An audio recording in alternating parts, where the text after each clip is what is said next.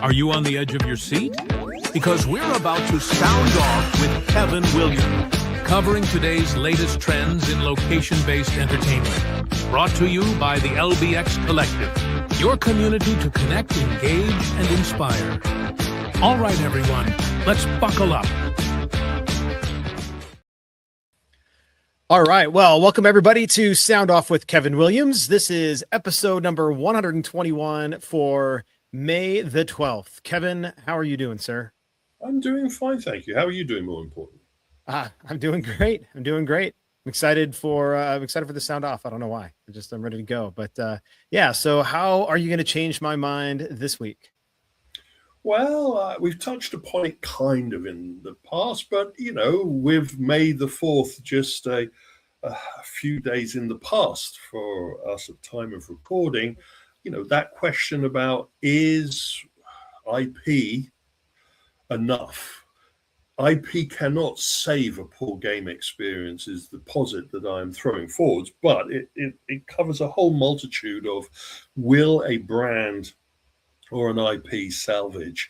Is it a band-aid on a broken leg? Can you make a bad omelette better by throwing more eggs in there? All of the homespun terms, but it gets down to the fundamental. You're paying big bucks to have a brand which you feel is going to be enough to draw an audience. Is that enough? Even if your experience is okay, is it going to push it over okay to make it stupendous?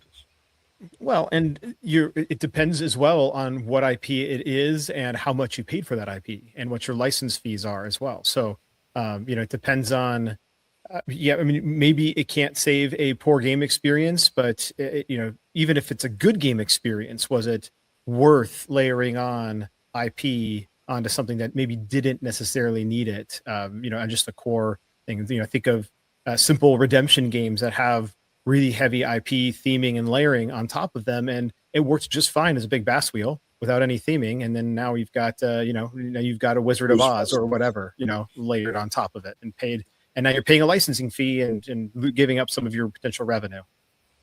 And there's nothing wrong with being a mediocre product if that is how it's being developed and positioned, and saddling it with IP and all of the additional costs and operational requirements, because adding an IP to any product isn't just a simple thing of sticking on a couple of logos and making sure the Pantone colors are correct. There is a lot of backwards and forwards with the IP holder, usually, who has a lot of things to say and usually ask for things to be changed, which in hindsight were frivolous or even surplus to requirements.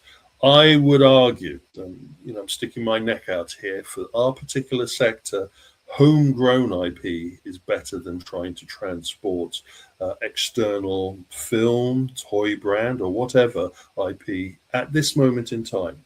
That said, for Netflix, it's a given. Indeed. All right. Well, coming up after this break, we will dive right into the trends. Intercard is the only cashless system designed, developed, and manufactured all under one roof. They introduced cashless technology to the amusement industry and have been leading the way for over 30 years.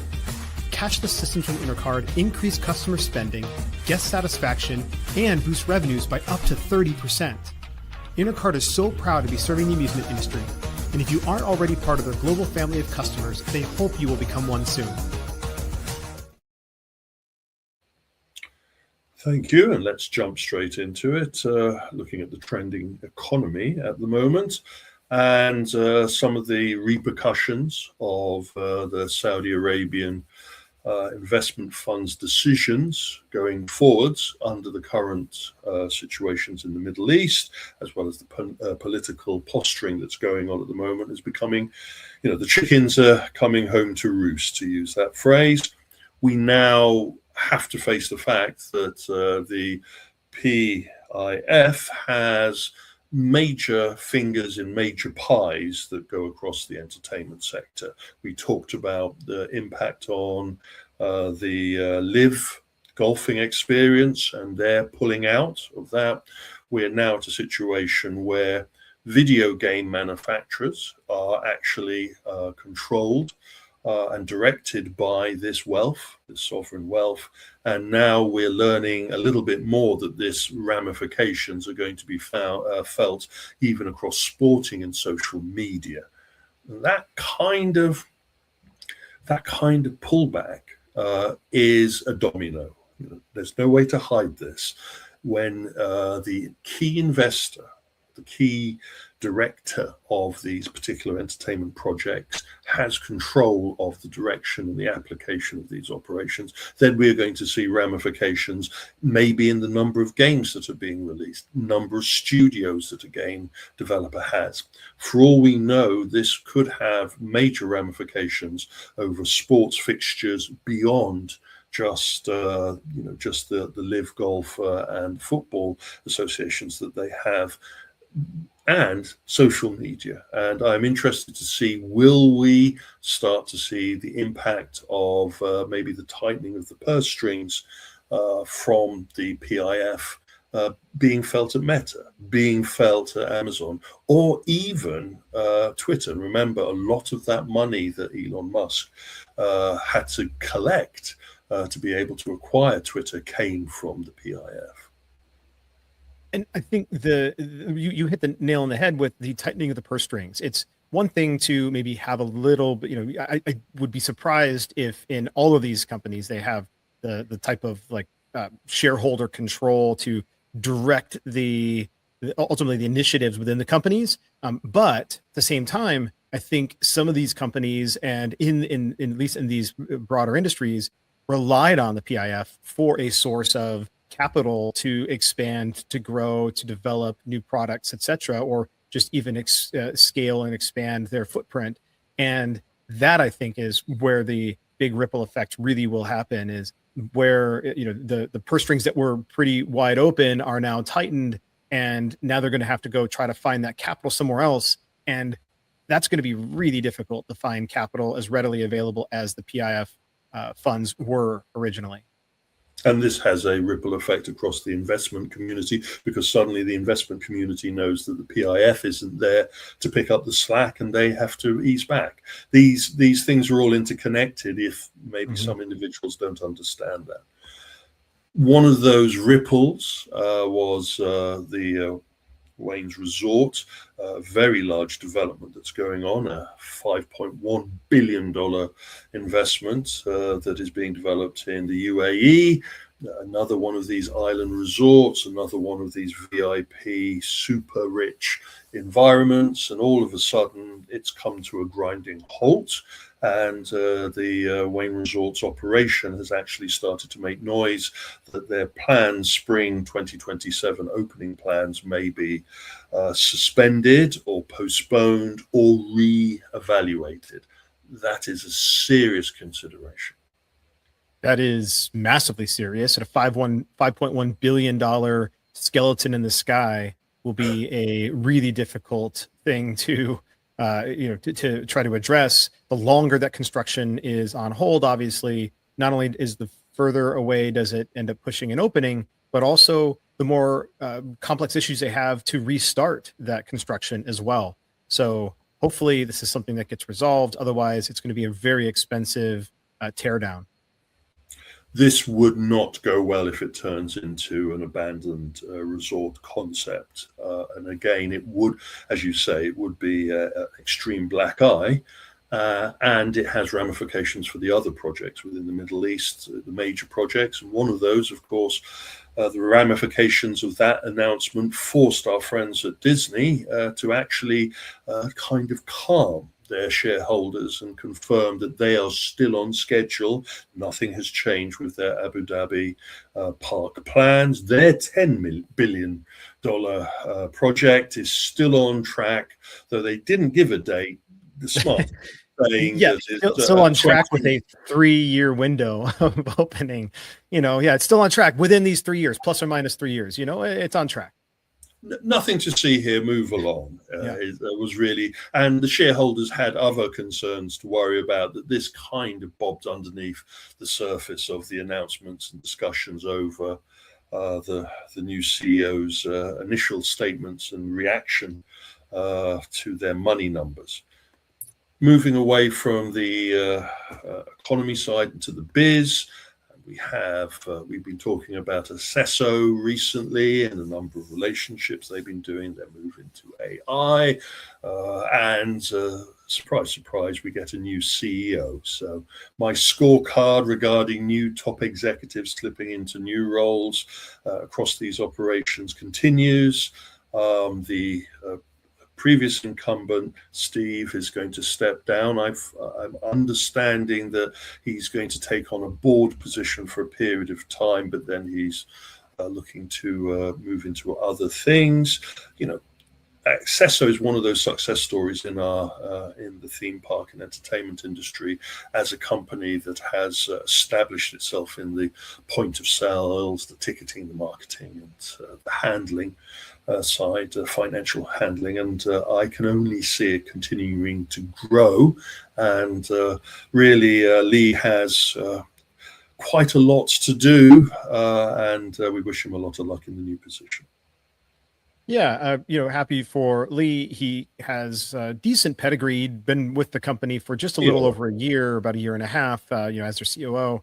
But he comes from Nando's for a very short period of time, but really spent a good stint, nearly 7 years at Merlin Entertainment as their CTO and head of technology. And so, I think this is an interesting sign as well when you see the CTO, somebody with a technical background moving into the CEO role of a software and technology company should be an interesting path forward for Accesso.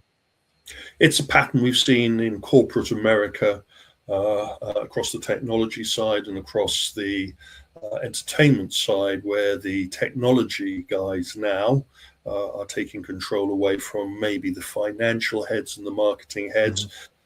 We would argue that the new head of Disney is more of a techie head than a corporate head. We would argue the new head at Apple is definitely a techie head.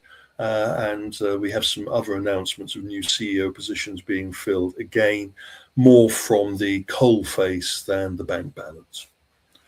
Moving on, and VR is still getting interest from the investment community, but it is a very specific investment that the community is looking to make.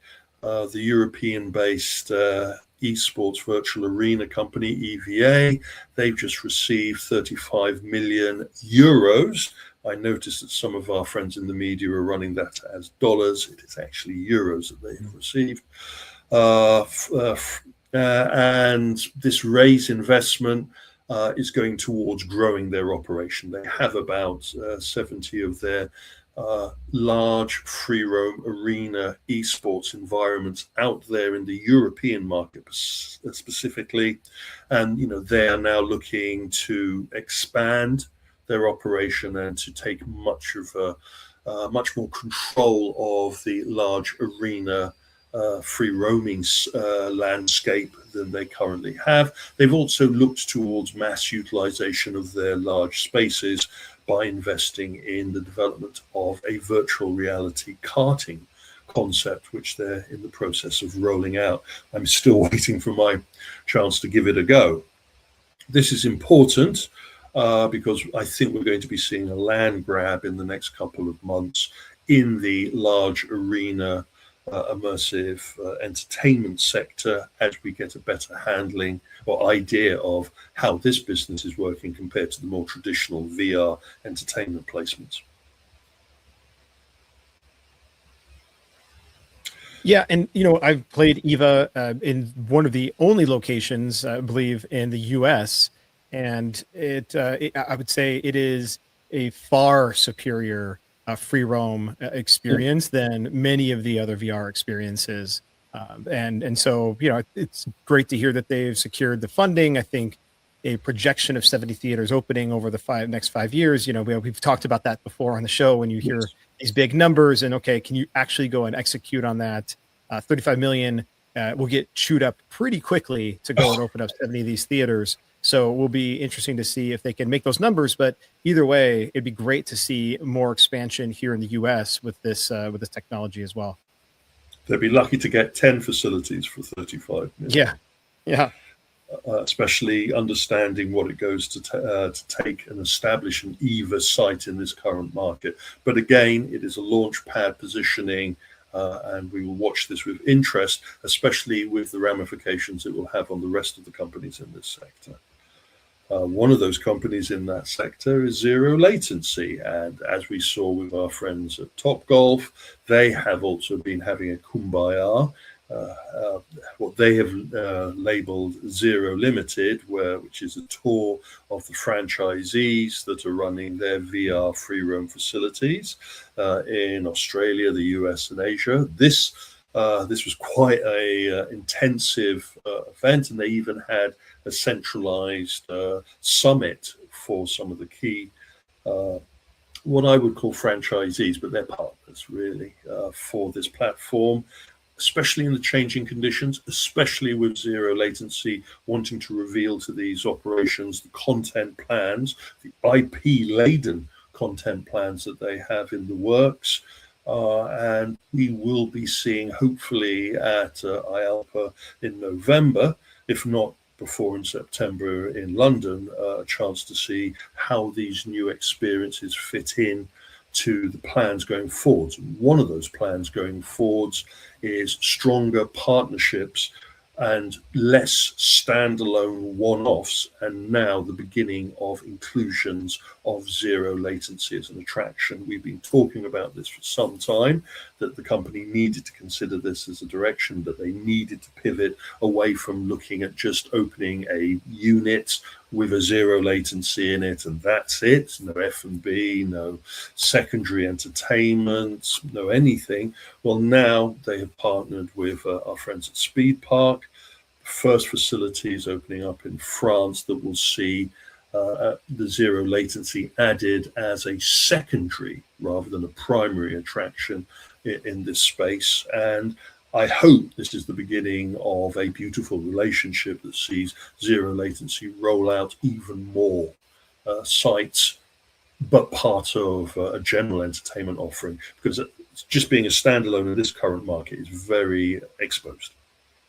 And I think this is the competitive differentiator between Zero Latency and EVA, which is the fact that they are willing to partner and put their platform and their experience inside of other experiences. And really, for a long time, Zero Latency has done that. It wasn't a key part of their business model, but they did allow it. In fact, one of the early sites where they did that was Octane Raceway here in Scottsdale. It was recently acquired by Bolero a few years ago, and Zero Latency was a key part of the Octane Raceway experience. So, karting and VR, very similar to the Speed Park move and relationship here.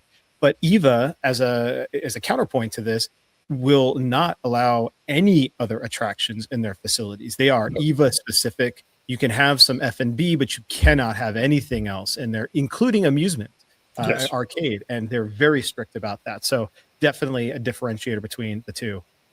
They are strict currently. Yes, indeed. I wouldn't be surprised if the coffee aroma gets to them at some point. We talked about this in Open and Shut, and our friends at Genda opened up their first Vietnamese Geigo site. From what we've seen, it's followed the usual model, though pushing heavily on the Japanesey brandy, and it looks like it's the first toe in the water of what could be a considerable market for them, the same way that the Vietnamese market has been very big for some of our friends like Time Zone.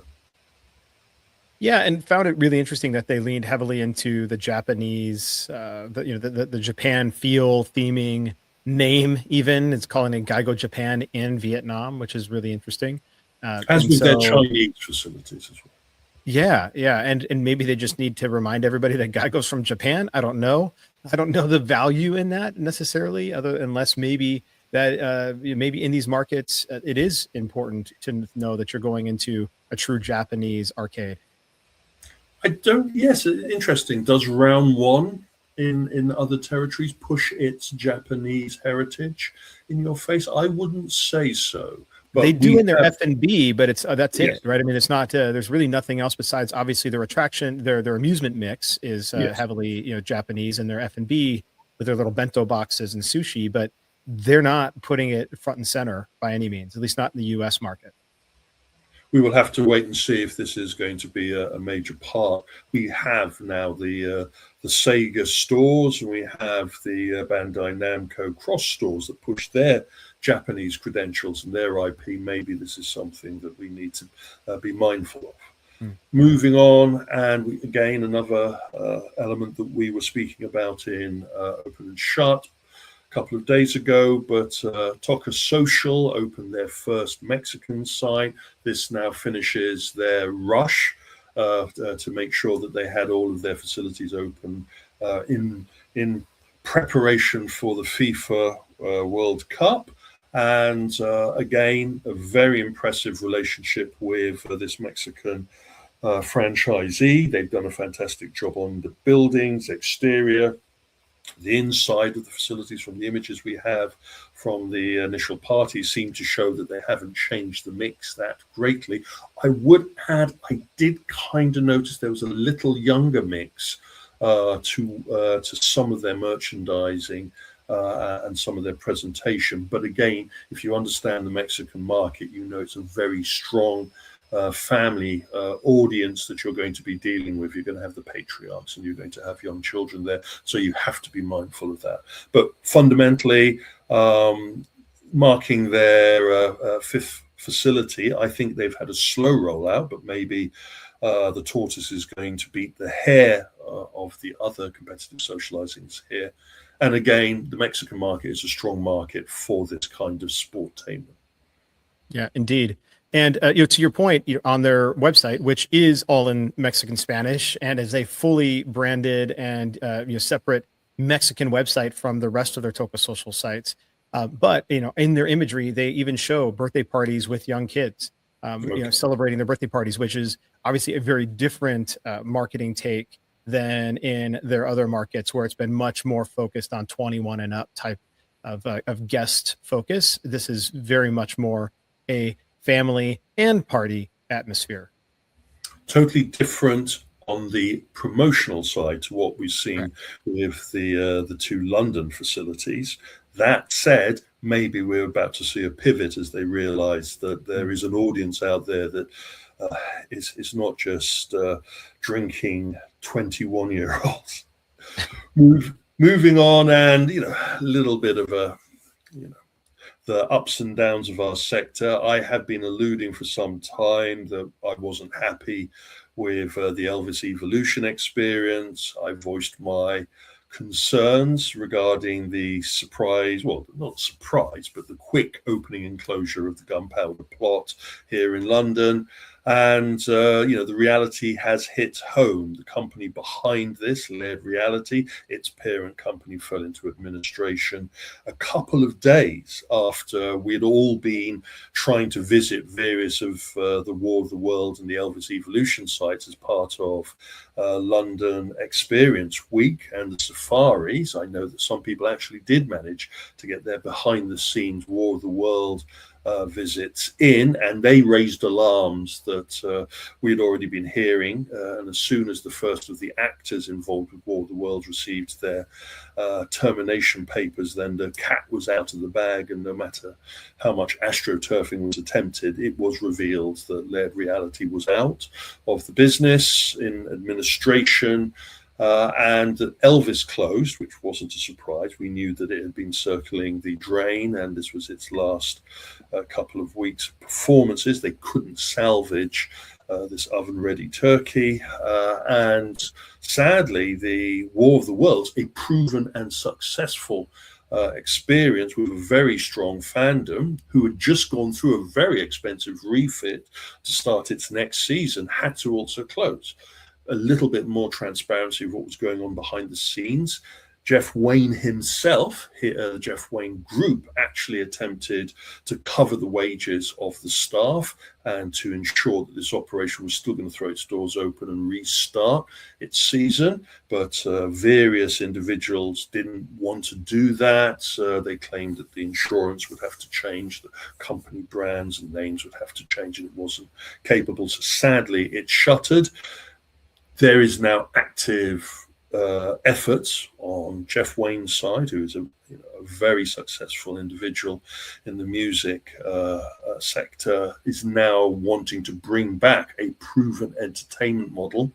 And I wouldn't be surprised that the clout that he has, he's going to succeed and do that. Whether it will be taking what Laird Reality wanted to relaunch, or whether coming up with a version 3.0 of that. Having met the man, I think he has some views that he had tempered at the time because he was led to believe that Laird Reality knew what they were doing. Well, sadly, after the Gunpowder Plot and Elvis Evolution, I think he may want to go for his own counsel moving forwards. That said, I'm saying watch this space regarding War of the Worlds, a very unique entertainment offering, mixture of live performance, themality, and virtual reality experience that charged a high price, offered a social entertainment engagement, and seemed to prove immersive entertainment was viable. It's just that I feel that maybe Laird Reality didn't have the chops to move beyond understanding what immersive entertainment beyond a themality that War of the Worlds offered could do, as could be seen by the plane crash that was Elvis Evolution. Yeah, it's a couple of cautionary tales here, I think. One, you don't know what the corporate structure looked like underneath, but the fact that two misses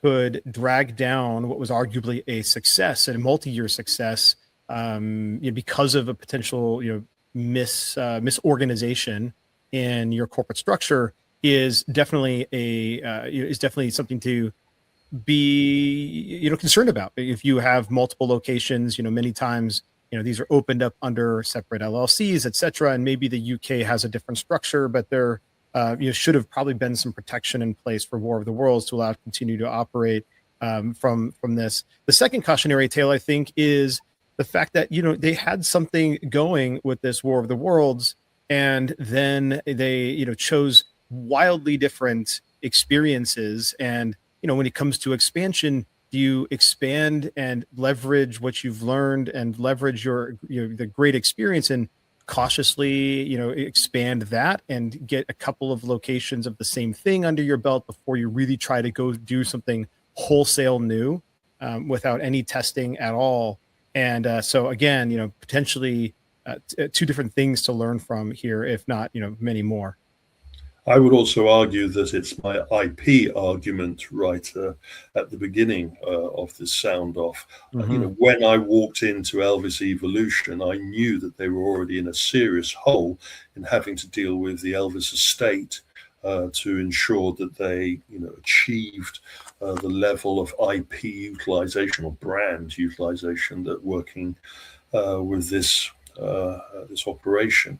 I feel that they bit off more than they could chew. I feel that they didn't quite understand how they'd captured lightning in a bottle. And I would also point to a post-mortem that I'm in the middle of writing up concerning exactly how their technology, their immersive VR technology, worked alongside the live performance and theatrics. War of the Worlds, some very interesting lessons were learned, and I didn't see those lessons replayed in the Gunpowder Plot. And the interesting thing, of course, about Elvis Evolution is it has zero technology in it other than some projection screens and some claimed AI work on the content that was repurposed for this. But again, I'm hoping to have better news in the next couple of weeks regarding what's going to happen next with War of the Worlds. Moving on, and an example of better news, certain sources close to us have sworn on a stack of Bibles that the administration team that has been keeping Six's social cricket in zombie mode. The last remaining 14 facilities has found a eager investor buyer to acquire the remaining sites and relaunch and repackage and represent and get the whole competitive socializing cricket system back on the road. I am coming to you with this information, though I am saying a large bag of salt is needed in this process, because we're also getting very close to the amount of time that Sixes can run on zombie mode, as I call it, administrative control. And there are still a lot of unanswered questions, even if someone is stepping in to pick up the pieces, whether they'll be covering the debts that are outstanding, the leases and all of that. But again, our sources are adamant that the administration team has been successful, and I just wanted to pass that on. Wow. Well, I mean, somebody pulled a rabbit out of their hat. I'm shocked, frankly, that somebody, that somebody made this acquisition, and I can't imagine that it, was paying. It certainly doesn't probably absolve all of the debts as part of the administration, and there had to have come with significant lease renegotiations as well, because there's no way that I'm sure there was already lots of rent back pay, back owed rent, and man, this is an uphill battle for the new owner for sure.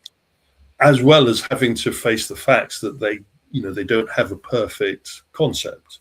That right. There are a lot of questions to be answered about those 14 Sixes and the entertainment experience and the pricing model and everything they're working to. Let's revisit this, but let's mark this as a line in the sand that Sixes feels that they've got to at least this stage. We will see. A company that was more known for its consumer VR content has become another victim of the purge that seems to be going through consumer VR. Servios had a number of what they claim at the time, successful VR consumer game releases in their belts. Raw Data was one of the early of the games, 2017, 2018 that they released. And this proved a very strong game, so much so a strong VR game that the company also dabbled in the VR arcade market. They developed a very similar to Control V style of VR tanning salon booths, tethered VR. But the nice point from their perspective was they were using their own content, so no licensing had to be paid out at the time. They opened 2 facilities, and they, speaking personally as one that actually had to evaluate the facilities, they kind of didn't get what a VR arcade was, and these facilities crashed and burned in ignominy.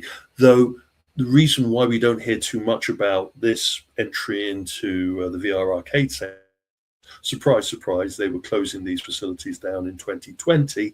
And so you can always hide behind it was COVID that did it for us, which, if you're a smart investor, that isn't an excuse. That's a warning flag that there must have been a lot more problems, that you were pushed over the edge by COVID. 2026 now, and we wake up to the information that there's been massive layoffs. In reality, we're seeing a lot more than just massive. It looks like that the whole operation has been gutted and maybe going for a close down. But sadly, there's a lot of astroturfing going on in the descriptions of what is happening with some VR companies. And rather than saying company is shuttering, they prefer to say massive layoffs and mumble the rest under their hands. Again, a salient tale of the turbulation that we're seeing in the VR sector. Yeah, it's disappointing. And when you visit their website and you go on their company history page, it's I think it's telling that they have something here, 2018, 2016, 2019, 2020, 2021, and then nothing else after that. So I think they were really struggling to hit the get the next hit, to find the next thing. And COVID, here again, potentially COVID, or potentially their foray into the VR arcade business may have been one of the things that contributed to this decline as well. May have chewed up a bunch of cash. They didn't understand what they were doing. And yeah, exactly. And so, yeah, I think it's unfortunate, but it is telling that the last thing they really saw, that was worthwhile, at least telling on their website, was in 2021. Yeah, the investment that they made in an IP driven VR game, Aliens Rogue Incursion, was a great way to burn money, as we've just been talking about in IP, and also the realities of what was going on in consumer VR.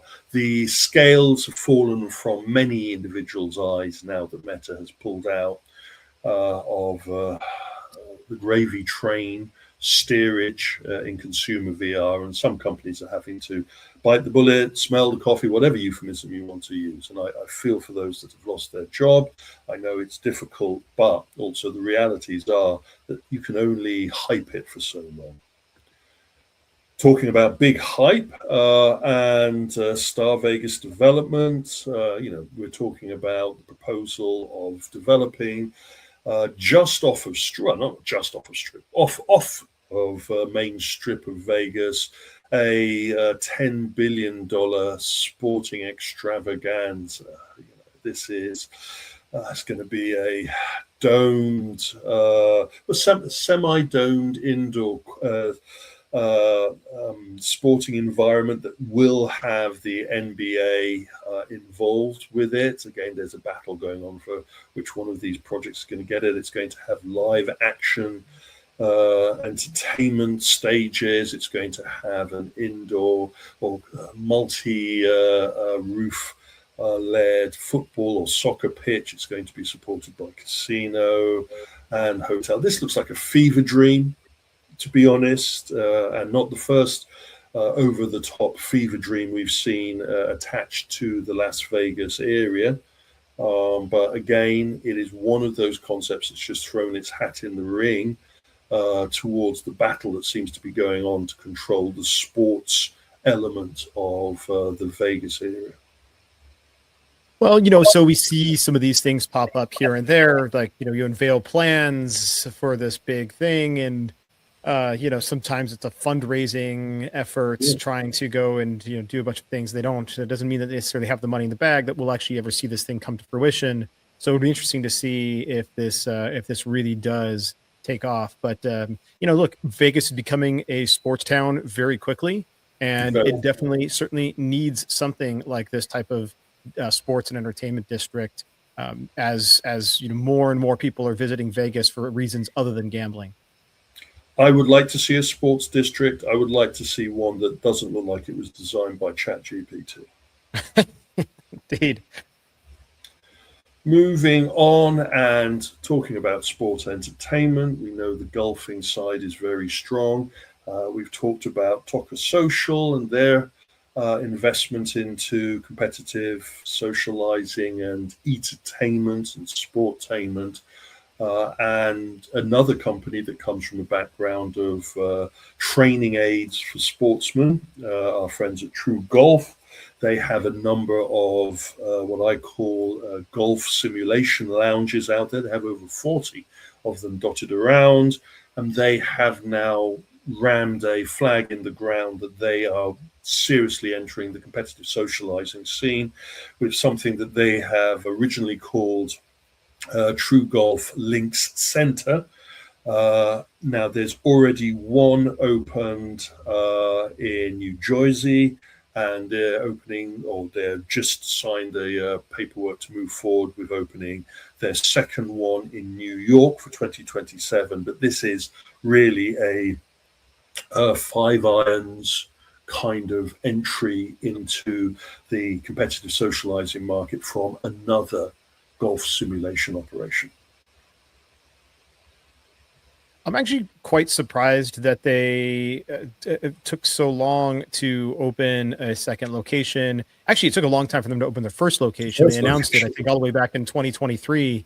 And it's now opened in 2025, and now this next one in 27. So they're taking it slow, but at the same time, like, they kind of don't need to. They don't need to accelerate quickly.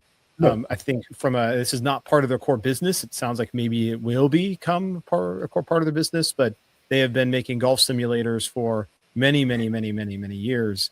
And obviously, this is just their entrance into the location-based entertainment, leveraging the technology that they've honed over decades. Their 2025 opening was a toe in the water, as we touched upon at the time. They do not feel that they need to rush. It is the Toca Social approach. It is I would argue, some of the other golf chains out there. When was the last time we heard anything major from our friends at Swing Suites? Sometimes their bricks and mortar business seems to be a tertiary business model to their revenue card rather than a primary. That said, I am beginning to see, especially reading the statement from the CEO regarding the opening of this plans to open this second site, that it is now becoming much more of a important line item that they need to manage. And I wouldn't be surprised if this operation actually restructures itself a little bit to handle both its franchise sports lounges, as well as the plans for how they move forward with their let's call them mixed-use leisure entertainment approach. And then we had the news that many of us had kind of expected. I'm not going to be claiming to be prescient, but we definitely knew that when Topgolf was acquired by such a low bid on the venture capital investment operation, that there would be ramifications some way. And I get the feeling that those visits that we were talking about by the CEO to a number of those Topgolf facilities wasn't just to get your feet under the table and understand the staffing needs, but also to prepare the staff for some hard news that was coming down the pike. It is always hard to keep a lid on this information, and we were sitting there with a stopwatch waiting for the announcement. Well, at time of writing, we just received the information that Topgolf will be laying off over 500 individuals across their 112 facilities.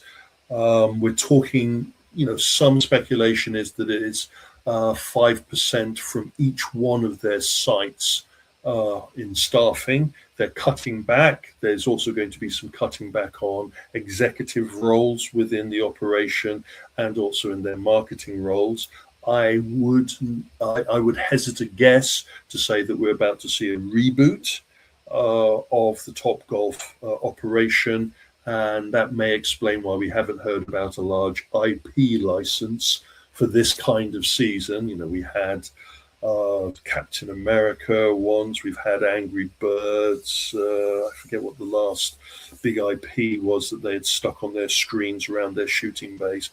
I get the feeling that the current new management is not just getting its feet under the table, but also wondering how big the table needs to be in this current climate. This is certainly expected. I mean, I think you were absolutely correct in that, Dave traveling around to the different locations, like this is him just getting a real sense for their staffing model, what's needed and where they can make cuts.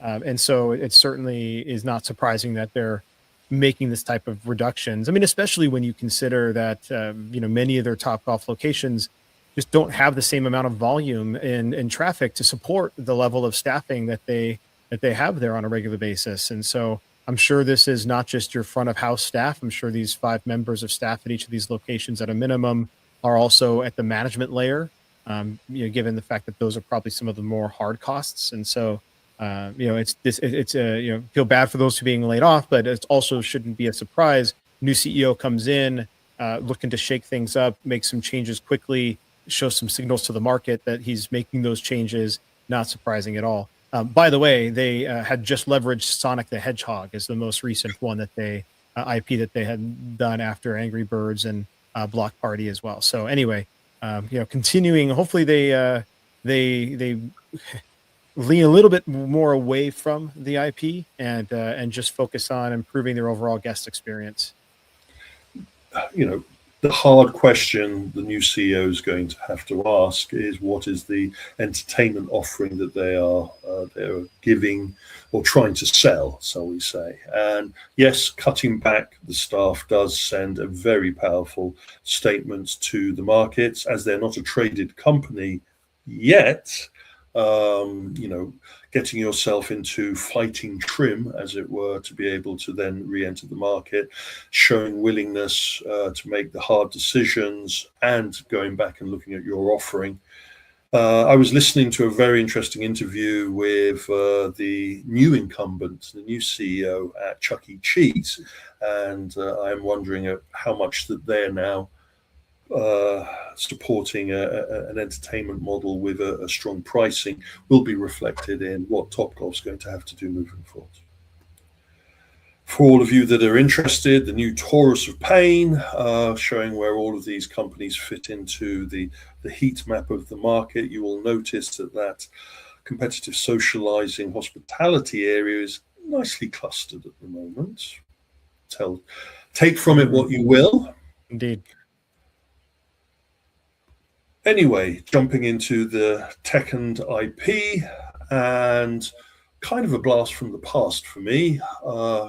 Kylie, they have been developing their, what I would call an immersive projection room or enclosure system. The European company has created their 10 square meter experience, which uses tracked projection mapping, and they've just released a brand new experience called The Last Crossing, which has you steering a pirate ship, in this case a dirigible pirate ship, and controlling cannons at attacking individuals. And I was suffering super deja vu, back 26 years to when we launched a projection mapped pirate ship, steering your pirate ship and using cannons to blow away your opposition experience for Disney Quest.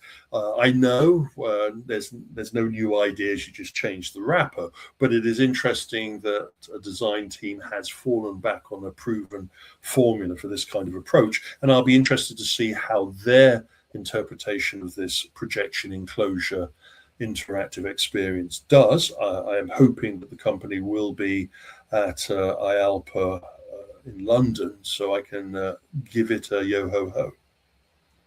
Yeah, it would be really interesting to test it out. I mean, obviously right now they're only open and available for testing, and so it would be interesting to see what they've created. Also, a little bit curious if there's some air conditioning in there.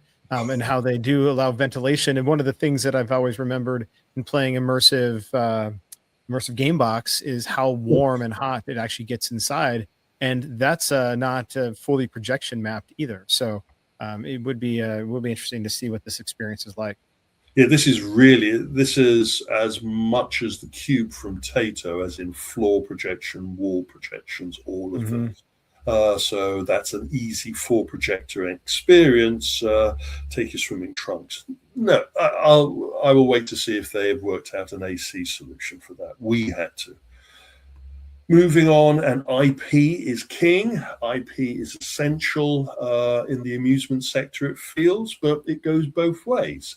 Our friends at Play Mechanics, part of Raw Thrills, has taken on board a branding corporation to promote their Big Buck Hunter brand outside of their amusement rollouts. And so we're going to be seeing Big Buck Hunter lifestyle objects. So you'll be wearing the Big Buck Hunter leather jacket, I am sure. You will be seeing Big Buck Hunter deployed into the gaming sector, which usually means there will be a Big Buck Hunter a real machine seen at the next International Gambling Expo, but also other categories of products will see the Big Buck Hunter, which is a recognized brand, very big in the tavern market. Their championship, their big tournament playoff, is twitched, it's streamed So it is brand recognition, and they're building upon that. And it kind of indicates that this is a two-way street when it comes to promotion. Yeah, very, very interesting that they're doing this. It makes me wonder, is there going to be golden tea merchandise and golden tea stuff as well? I'm just saying that because typically you see a big buck hunter or a golden tea in bars, and I think, look, good on them for developing over the years just so much brand awareness around their game and the visibility within all the different bars, and so they can thank all the route operators for getting this game out there in the world that can, so much to the point where they can now have it as a lifestyle brand. If you know the history regarding how Big Buck Hunter and Golden Tea first broke into the market, they were joined at the hip and then have gone their separate ways, but they can't separate the markets that they play in. And I agree with you. I'm waiting to see the Big Buck Hunter leather jacket next door to the Incredible Technologies PGA Golf kind of system. We will see. That IP that is driving a lot of amusement investment at the moment, and Raw Thrills is no stranger to that. I would say that Raw Thrills is one of the leaders in using high-level intellectual property and brand in the amusement sector. They kind of have plowed a furrow which others find hard to follow. They really do know how to take property and incorporate it into their unique entertainment mix. They have the design as well as the branding chops to achieve that. And Netflix wanted to put their current big IP into a safe pair of hands, and Stranger Things, the arcade, was created from that. It is just coming out of its exclusivity with Dave & Buster's. I would have to say that I didn't see Dave & Buster's pushing this particular product in their Dave & Buster's facilities as much as I thought I would have expected them to have. It'll be very interesting to look into this. But anyway, for the rest of us poor schleps in the amusement industry, distributors now have access to incorporating this. And I look forward to seeing what the ROI on this particular machine is. It is a ball throwing screen game. So our friends at Play Minds are going to feel a little bit uncomfortable by this. And I would argue that it's a strong product that will benefit from the IP, not just because it's a strong IP, but because it's also perfectly placed to be dropped into every Netflix house that they ever built. Yeah. Well, certainly that for sure. And yeah, I mean, I'm sure PlayMind with their Playbox is a little bit worried about this. At the same time, this is we talked at the beginning of the show. This is one of those that didn't need an IP layer. Certainly, the cabinet looks great. You get to throw out the Demogorgons, etc. And I'm sure there's great gameplay. I have not had a chance to play it yet. I've not seen it actually at my local Dave & Buster's. But at the same time, the PlayMind's Playbox is a fantastic experience on its own without an expensive IP layer on top of it. I think PlayMind made a mistake in their Carnival version that they developed. Again, a company that wasn't familiar with the amusement sector per se, developed what they thought the amusement market needed, and it wasn't. And they made some schoolboy errors. Again, companies will company. But our friends at Raw Thrills, they have the chops to take a ball throwing concept and make it in a package that I think didn't even need the IP, but the IP could be the product, as I was trying to allude to previously, that pushes it over the winning line, where maybe if that Carnival product had the Stranger Things IP, it wouldn't have helped with what they had created. Again, it's subjective. Beauty is in the eye of the beholder, or more likely, beauty is in the eye of the person who collects all of the money from the cash box. IP, and sadly, the transmedia industry that we're in, you will have noticed that the text side of this presentation is now incorporating IP directly because they are so intertwined. we're getting very close to Licensing Expo running towards us in the next couple of months, and we're seeing even more IP positioning by the big brands. And our friends at Minecraft have doubled down. They have announced worldwide partnerships, over 200 placements for the Minecraft product. So that's everything from in fashion, apparel, food, collectible toys and merch, and location-based entertainment. We are included on that list, and we've already touched upon in previous sound-offs Minecraft-based experiences. We've touched upon our friends at Merlin opening Minecraft World, and we've already touched upon the Minecraft immersive experience that is on tour at the moment. I mean, we're going to continue to see Minecraft, I think, in the same level of saturation that we have seen Angry Birds to this point. Unfortunately, I think we're going to see more and more Minecraft come through our industry. I agree that we're going to see a saturation of Minecraft.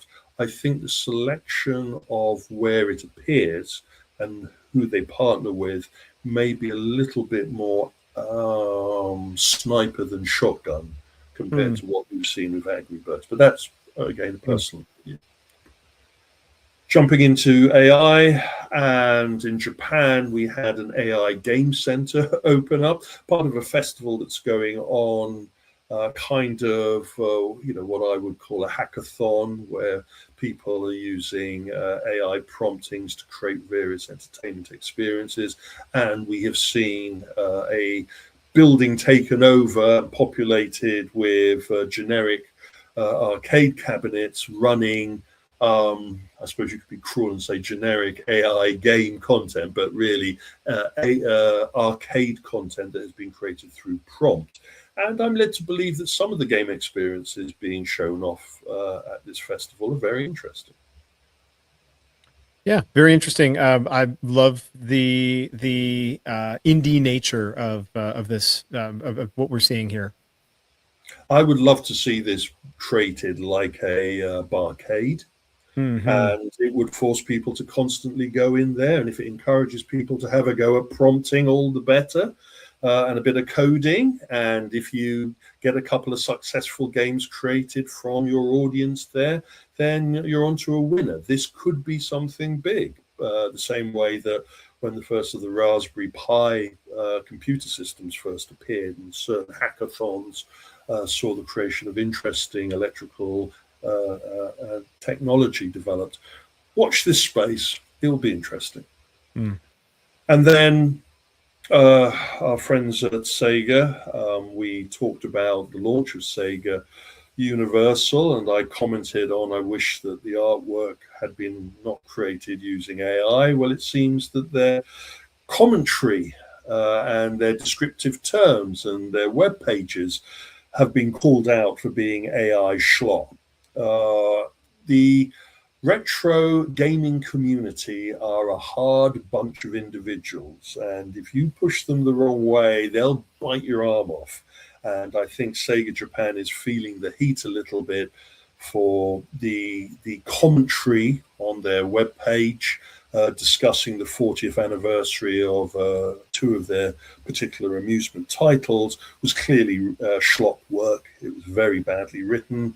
And didn't really show much education. I would actually argue that from reading the translation, it had borrowed from a number of us that had reported about the 40th anniversary of these, or even the 30th anniversary of these games, and had stripped the archives of the information that had been written at the time and regurgitated it as schlop will do.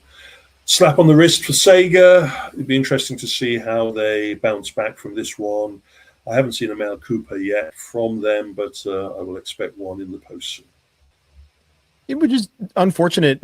I will say, whoever did design their website and its really unique structure, so they've done a phenomenal job there. But their content, as you said, their content is pretty abysmal. Either just really poorly translated or AI slop generated. By their very, their no old, stay gold tagline is, it's just so odd. And, I get what they're trying to do, but just doesn't translate well. So, hopefully they will fix some of this. More humans involved, less AI, please, Sega.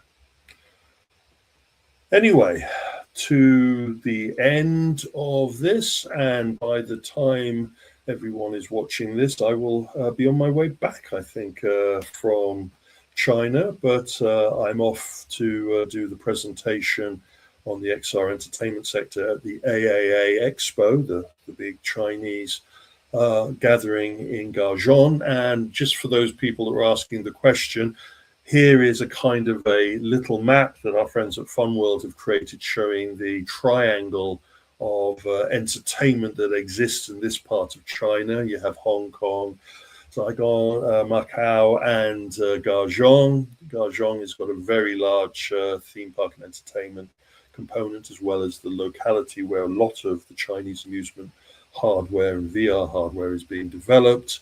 And then, of course, we've got Hong Kong with its Disney park and all of that. This is going to be an interesting event for me, not only to present again to the elders of this particular sector, kind of an IALPA style event, but much more from a government positioning. But it's also the AAA Expo that takes place is a vast congregation of all things entertainment, and I'm going to destroy a pair of shoes trying to run around and see as many of the best things there. But again, I will be bringing that to our audience as soon as my hangover and my sore feet have repaired themselves. Moving on, and we're getting very close to AWE. Just sorting out now the conference program. We have some announcements regarding some speakers and some companies that are coming on board as sponsors. I will make that at the next sound off. But if you need more information, please follow the URL or the QR code. And as always, the QR code for LinkedIn is there, so you can shout at me regarding my mistakes and point me in some interesting directions as always. And we have some Stinger reports out, and we have some entertainment social arenas out. Perfect. All right. Well, thanks, Kevin, for a great sound off, and we will see you next week for sound off number 122.